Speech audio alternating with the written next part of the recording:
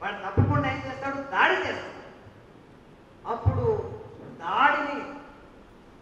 దాడికి వ్యతిరేకంగా మనం ఆత్మరక్షణ చేసుకోవాల్సి వస్తుంది. ఆత్మరక్షణ చేసుకునే సందర్భంలో మనం ఏం చేద్దామంటే తప్పకుండా సాయుధం కావాలి. అప్పుడు ప్రజలు తయారైతారు ఆయుధాలు పట్టుకోవడానికి అని అంటే నిజమే అని అనుకున్నాడు రవీంద్ర కూడా. వాస్తవమే మనం కొంచెం ప్రయత్నం చేయాలా. మనం ఏం ప్రయత్నం చేయాలంటే రైతులు వాళ్ళ సమస్యల కోసం వాళ్ళు పోరాటం చేస్తారు.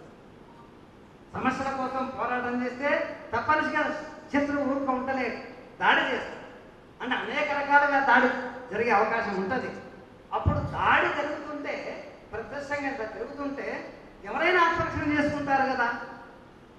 కాబట్టి ఆత్మరక్షణ చేసుకుంటారనే పేరు మీద ఆత్మరక్షణ కోసం దళాలను అప్పుడు తయారు చేద్దామనే పరిస్థితి. అంటే ఇది నిజమే అని అనుకున్నాడు ఆయన. కానీ పరిస్థితి ఏమైపోయిందంటే ప్రజలు సంఘటితమై వాళ్ళ సమస్యల కోసం పోరాటానికంటే ముందే మనం ఒక దళాలను తయారు చేసుకోవాలనే సిద్ధాంతం వచ్చింది. ఎందుకు ఆ సిద్ధాంతం వచ్చింది?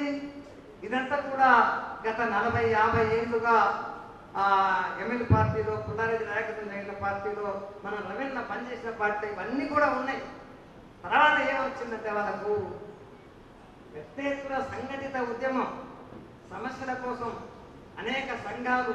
అంటే ఒక రకంగా చెప్పాలంటే శ్రీకాకుళం ఉద్యమంలో ఒక 40, 50, 100 గ్రామాల వరకు ప్రజలు సంఘటితమైంది. ప్రజలు సంఘటితమై వాళ్ళు తమ భూముల కోసం లేదా ముందు తమ జరిమానాలకు వ్యతిరేకంగా అంటే రకరకాల సమస్యలకు వ్యతిరేకంగా వాళ్ళు సంఘటితమైంది. సంఘటితమైన వాళ్ళు కూడా ఏ స్థాయిలో ఉన్నారు అనేది గమనించకుండా అప్పటికి అధికారం కోసం ప్రయత్నం చేసిందని చారుమల్లినారు పిలిపించాడు. అప్పటికి కూడా శ్రీకాకుళం సంబంధించి కూడా అంటే ప్రజలు అనేక రకాలుగా సంఘటితమయ్యే క్రమం ఒకటి ఉంటుంది. ఆ క్రమం చాలా చాలా వరకు కొనసాగాలి. కాబట్టి అట్లా కొనసాగక ముందే అంటే అధికారానికి ప్రజలు తయారు కావాలంటే ఇదంతా కూడా చాలా పెద్ద ఎత్తున అంటే ఇది మన భారత ప్రభుత్వం ఉన్నది. ఈ భారత ప్రభుత్వానికి వ్యతిరేకంగా అంటే ఒక రాష్ట్ర ప్రభుత్వానికి వ్యతిరేకంగానే కాదు యుద్ధం చేసేది.